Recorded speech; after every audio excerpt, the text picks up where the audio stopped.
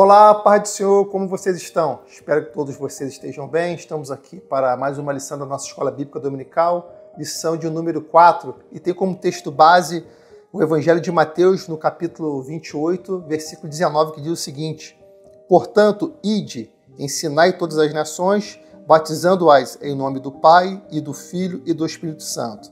Verdade prática da nossa lição diz: desde a eternidade, Deus é Pai, Filho e Espírito Santo. E essa verdade está em toda a Bíblia. Lição de hoje iremos falar sobre o Deus triuno, iremos falar sobre a Trindade. Dos maiores mistérios do cristianismo, um tema que chama muita atenção, mas de suma importância para a nossa vida cristã, porque ele acaba sendo um pilar, uma das bases, um dos sustentáculos do cristianismo. Se você lembrar muito bem, na lição de número 2, quando falamos sobre somos cristãos, ali nós fizemos uma introdução explicando que existe na Bíblia, de um estudo sistemático, você numa leitura de Gênesis e Apocalipse, você irá encontrar alguns ensinamentos, algumas doutrinas, que elas são como base, elas são alicerces do cristianismo. Se você derrubar este alicerce, você está derrubando o cristianismo. Então o cristianismo ele tem como alicerce, tem como base, tem como coluna alguns ensinamentos. Eu dei exemplo, salvação através apenas e somente de Jesus Cristo. Essa é uma doutrina fundamental, essa é uma coluna do cristianismo. Se você falar que a salvação não é apenas através de Jesus, isso acaba destruindo o cristianismo, a base da nossa fé. Um outro exemplo muito importante dessa coluna, desse sustentáculo, é a Trindade. A crença no Deus triuno, Deus Pai, Deus Filho, Deus Espírito Santo. Se você derrubar esta coluna, você está derrubando a base do cristianismo, você está derrubando a fé ao qual está alicerçada no cristianismo. Então, através da lição de hoje, nós iremos exemplificar, trazer alguns textos bíblicos aqui demonstrando a importância de se crer na Trindade, as bases bíblicas para você se fundamentar na Trindade. E outro detalhe importante, iremos trazer algumas heresias, algumas seitas que apregoam que não existe a Trindade através de sutileza, ardis, para derrubar uma das colunas da nossa fé cristã. Portanto, se você falar que a Trindade não existe, você está derrubando uma coluna da nossa fé, você está, na verdade, aniquilando uma das bases do cristianismo. Portanto, a Trindade é um assunto complexo, é um assunto dos maiores mistérios existentes do cristianismo. Mas a Bíblia, através de um estudo que você faz através dela, você não irá encontrar a palavra Trindade. Se for ler Gênesis capítulo 1, verso 1 até o final de Apocalipse, você vai perceber que não existe a palavra Trindade. Então, pastor, se não existe a palavra Trindade, como que o cristianismo se sustenta nela? Como que então nós podemos acreditar na Trindade? Por ela não dizer a palavra Trindade, não quer dizer que ela não exista. Na verdade, a Bíblia ela não pode ser lida através de uma palavra só isolada ou apenas de um versículo isolado. A Bíblia tem que ser lida, compreendida através de um conjunto, através de um estudo sistemático, através de todo o contexto que ela tem por um todo. Você tem que, quando você lê a Bíblia ela tem uma harmonia entre ela.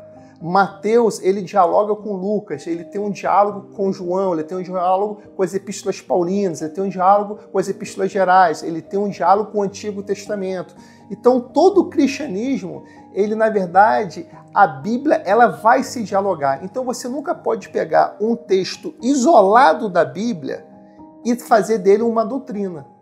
Então, quando você lê a Bíblia de Gênesis e Apocalipse, mesmo você não encontrando a palavra Trindade, você vai encontrar diversos textos bíblicos que eles se harmonizam e levam a crer, eles balizam que existe um Deus Pai, um Deus Filho e um Deus Espírito Santo.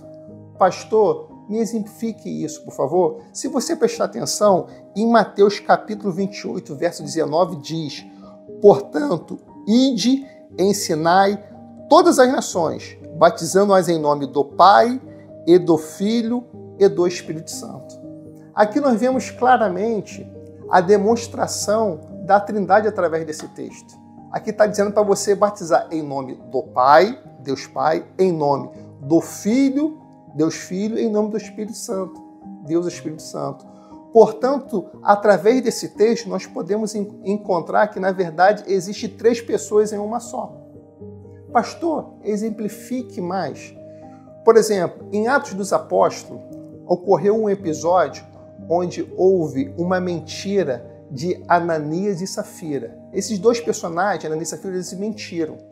E um dos apóstolos chegaram para ele e falaram assim, olha só, vocês não mentistes ao homem, mas você mentiste ao Espírito Santo. Você não pode mentir para alguém que não existe. Você não pode mentir para uma força ativa. Você não pode mentir para uma energia. Você não pode mentir para algo que não existe. Você somente consegue mentir para alguém. E aqui claramente demonstra que o Espírito Santo é uma pessoa, porque eles mentistes ao Espírito Santo. Então aqui nós temos uma baliza, uma validação da pessoa, personalidade do Espírito Santo. Cite outro exemplo, pastor. João, capítulo 1, verso 1, que diz: no princípio era o Verbo. Quem é esse Verbo? Jesus. E o Verbo estava com Deus. E o Verbo era Deus. Aqui está classificando, colocando Jesus na mesma posição de Deus Pai. Porque o Verbo, que é o Verbo encarnado, que é Jesus Cristo, ele era Deus. Outro exemplo, Epístola aos Hebreus diz o seguinte: e todos os anjos de Deus o adorem. Essa é uma passagem da Bíblia que está dizendo acerca de Jesus, que todos os anjos de Deus devem adorar Jesus. Mas se você pegar um texto lá em Apocalipse, o que diz? Quando o apóstolo João ele cai diante de um anjo para adorar, o que o anjo fala para ele? Você somente deve adorar a Deus. Está vendo como uma palavra vai se harmonizando com a outra? Você vê que um texto vai dialogando com o outro, eles vão conversando. Pô, pastor, mas me dá um exemplo do Antigo Testamento. Exemplo mesmo com Daniel. Quando Daniel ele se prostra para adorar a um anjo, o anjo diz o quê? Somente adorar a Deus. E aqui em João diz que o Verbo era Deus. Então aqui nós temos uma classificação da pessoa da Trindade. Tanto Deus Espírito Santo, quanto Deus Filho e como Deus Pai. Outro exemplo importante diz lá que em Gênesis capítulo 1, verso 2, que diz que o Espírito Santo pairava e se movia sobre a face das águas, lá no início da criação. Então nós vemos que a Bíblia vai dialogando, vai trazendo um texto onde coloca para a gente, coloca diante dos nossos olhos, ele começa a fundamentar, começa a transformar, começa a alicerçar numa coluna sobre existente Deus Pai, Deus Filho e Deus Espírito Santo. Tudo bem, pastor, eu entendi essa parte, eu entendi que a Bíblia, de uma forma sistematizada, tem diversos textos dizendo sobre a pessoa de Jesus como Deus, sobre a pessoa do Espírito Santo como Deus e sobre o próprio Deus Pai. Agora, o Senhor disse que alguns textos, algumas religiões, algumas seitas, elas querem destruir essa coluna da fé cristã que é a Trindade. Como que isso ocorre? Um dos exemplos que eu posso citar é que acontece nos nossos dias presentes, que é uma seita que ela tem uma filosofia, tem um pensamento que é chamado de unicistas. O que são os unicistas? Eles, na verdade, eles aniquilam a Trindade. Eles não acreditam em Deus Pai, eles não acreditam em Deus Filho, nem Deus Espírito Santo. Para eles, o próprio Pai saiu do céu e o céu ficou vazio e veio para a terra e foi para a cruz. Esse pai morreu na cruz como filho e, na verdade, como filho, agora ele está na terra como Espírito Santo. Ou seja, são os unicistas. Na verdade, esse ensinamento é totalmente contrário aos princípios basilares da nossa fé cristã, conforme eu mencionei para vocês aqui diversos textos bíblicos demonstrando e aniquilando esse pensamento. Um dos exemplos diz que no princípio era o Verbo e o Verbo estava com Deus. Nós vemos aqui que estava o Verbo Jesus e o próprio Deus Pai. Uma aniquilação. Ele aniquila essa filosofia maléfica através dos unicistas que estão presentes nos dias de hoje. Esses unicistas também são muito ardis porque eles vêm através de algumas músicas, em alguns movimentos pentecostais, eles acabam sendo introduzidos em algumas igrejas, em algumas liturgias cristãs, sutilmente, e acaba destruindo um dos alicerces da nossa fé cristã. Outro ponto importante que você deve tomar muito cuidado acerca de você entender a Trindade é que a Trindade, ela não é um triteísmo. Ela, na verdade, não são 3 deuses. Na verdade, é um Deus uno que ele se manifesta em 3 formas. Então, não existe 3 deuses. Existe, na verdade, um Deus uno que ele se manifesta em 3 formas. Esse é um dos grandes mistérios do cristianismo.